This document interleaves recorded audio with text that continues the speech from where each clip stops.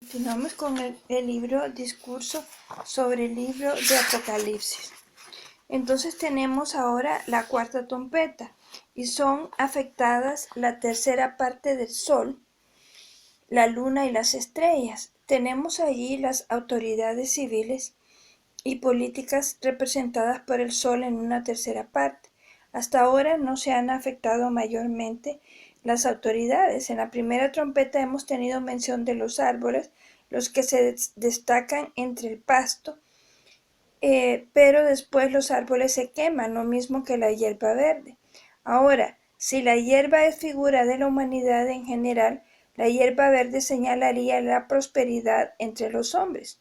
En Zacarías 10:1 vemos que quien obtiene las bendiciones del Señor tendrá en su campo hierba verde. ¿Cuánto debemos nosotros a la hierba verde? Es imposible de calcular. El ganado precisa hierba verde y si esta hierba se quema, significa que la prosperidad general desaparece. Oh, qué tiempo tan terrible espera a este pobre mundo cuando la prosperidad general se queme y no haya más. Pero las autoridades más destacadas escapan hasta la cuarta trompeta y entonces vemos al gobierno en sus diferentes formas. El juicio de Dios alcanza a todos y en vez de haber autoridades para guardar el orden, hay confusión de donde resultan las tres últimas trompetas.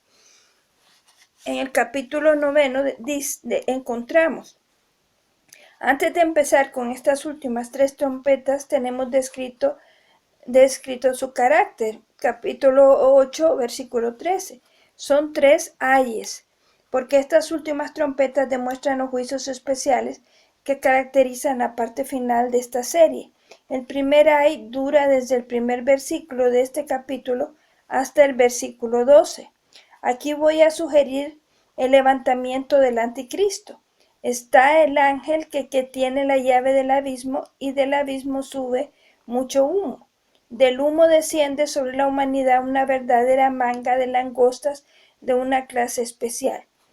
No hace mucho tiempo que recibí de un hermano una larga carta. Él decía que en la guerra pasada podemos ver los aviones tal cual están mencionados en este capítulo del Apocalipsis. Tuve que admitir que este hermano era muy ingenioso, pero que se olvidaba de una cosa, que si estas langostas son los aeroplanos, su jefe es Apolión. Las langostas son de un efecto espiritual, y si el rey de ellos es Apolión, que significa destructor, es que Satanás se vale de grandes artificios para destruir a la humanidad, pero se vale de medios escondidos. Primero humo y después las langostas. Nos habremos fijado que en la guerra, no solo en las batallas marinas, sino en las de tierra, se usa una gran capa espesa de humo para que el enemigo no se dé cuenta de lo que sucede. Satanás hará así y las mentes de los hombres quedarán en mayor confusión. En el día de hoy lo hace mediante el espiritismo. Hay gente que pierde en la guerra seres queridos. Hay algunos que hemos conocido personalmente que se han metido en el espiritismo. En medio de estos días de tanta tribulación son asaltados por estas langostas espirituales que tienen inteligencia, porque tienen cara de hombres, pero a pesar de las apariencias de la sabiduría de hombre, tienen dientes de leones. Una vez agarradas, la presa no la sueltan para nada. Sus corazones de hierro demuestran que no tienen consideración para con nadie. No tienen corazón, es de piedra. En todo esto podemos ver las maquinaciones de Satanás. Él es el capitán dirigente de todo el movimiento. Ahora suena la sexta trompeta, versículos 13 y 14. Entonces aparece un gran ejército, el que se caracteriza por tres cosas: el humo, el jacinto y el azufre. En el versículo 18 consta que es así como se matan los hombres. Otra vez vemos que se refiere especialmente a la tercera parte de los hombres. el fuego que representa el juicio de Dios, el humo es representación de la ofuscación por el trabajo diabólico, y el azufre lo que emana del abismo del infierno. Santiago dice que hay ciertas cosas que son terrenales, sensuales y diabólicas, y aquí tenemos más o menos el mismo pensamiento. Entonces, en estos ayes podemos ver el anticristo, especialmente entre los judíos, pero en el sexto ángel vemos nuevamente al mundo romano, y ahí tenemos los juicios de Dios que descienden en forma creciente. Y en la parte final tenemos el azufre, lo que habla de sufrimientos infernales. Solo aquellos que encuentren refugio en el Señor en el día de su gracia van a ser preservados de ese tiempo de maldición que espera a este mundo después del arrebatamiento de la iglesia. Si nos estremecemos al ver los horrores de la guerra en nuestros días, ¿qué será del mundo entonces cuando el enemigo tenga manos libres para producir la destrucción de la humanidad? Capítulo 10. Hay mucho aquí que podría despertar nuestra curiosidad y que hace surgir muchas preguntas en nuestros corazones, pero quisiera tratar este tema en una forma sencilla, teniendo presente que muchos lectores no podrán entrar en estudios de mayor profundidad. Como en el caso de los sellos, hemos visto el intervalo entre el sexto y séptimo sello del capítulo 7. Un paréntesis entre el penúltimo y el último. Así también en la serie de las 7 trompetas tenemos un intervalo entre la sexta y la séptima trompeta. Este paréntesis lo tenemos en los capítulos 10 y 11 hasta el versículo 15, donde se ven ciertos detalles que nos adelantan el reclamo ordenado, pero que nos dan detalles adicionales de mucho provecho e interés que merecen nuestra consideración ahora. En primer lugar está la figura de este ángel que desciende del cielo, acerca de quien se dan 4 detalles diferentes. Cercado por una nube con el arco celeste sobre su cabeza, su rostro como el sol y sus pies como columnas de fuego. Así que la presentación de este ser angelical nos recuerda enseguida la descripción que tenemos del Señor en el capítulo 1.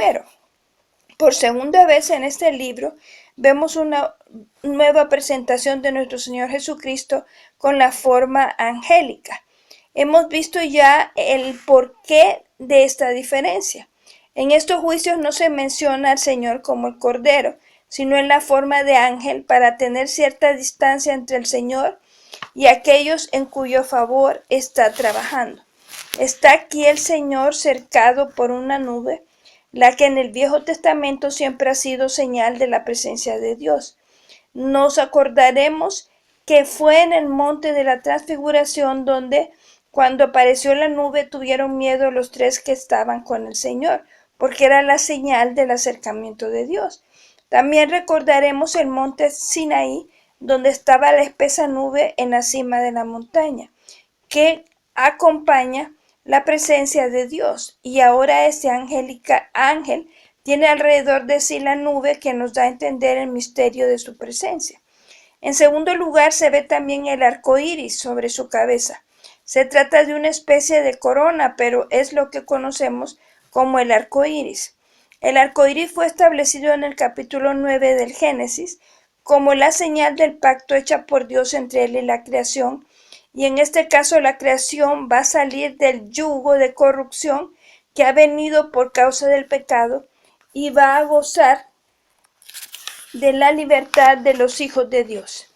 El pacto se va a cumplir, el Señor va a libertar a toda la creación. En tercer lugar, su rostro era como el sol, que nos da la idea de la asunción del poder imperial supremo. Preguntamos entonces, ¿cómo se va a cumplir esto?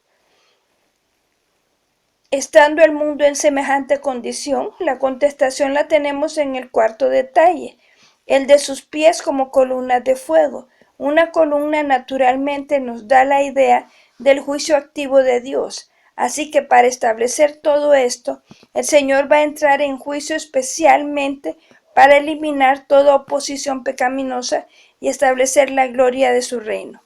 En consonancia con esto, este ángel pone un pie sobre la tierra y el otro sobre el mar, una señal de que reclama para sí todo lo que hay. La tierra, símbolo de los gobiernos estables, y el mar, símbolo de la gente en su estado de intranquilidad. Todo está bajo el dominio de este Señor, quien tiene en su mano un librito abierto. Este librito no es como el libro del capítulo 5, que es sellado con 7 sellos, cada uno de los cuales tiene que ser desatado para poder leer su contenido. Este es un libro abierto, de manera que no se trata de misterios y cosas insondables para nosotros. Se trata de las cosas que ya hemos visto en las escrituras anteriores. Eso es precisamente lo que ocurre después. Lo que vemos en el capítulo 11 es una exposición de lo que vimos antes en el Antiguo Testamento. Podemos decir que tal vez, en resumidas cuentas, este libro es la palabra de Dios, pero la palabra de Dios con referencia especial a la historia de Israel. Nos acordaremos cómo al principio de la historia de Israel, el Señor escogió este pueblo y libró a los israelitas de Egipto. Ellos siguen al Señor en el desierto. Es un principio tan halagüeño como tantas experiencias maravillosas. Pero después, cuando el pueblo se aparta, podemos ver la amargura. Entonces podemos darnos cuenta de que a pesar de un principio tan bueno, al final de su historia, como lo tenemos en el Antiguo Testamento, hay amargura. El cautiverio babilónico con toda la amargura consiguiente.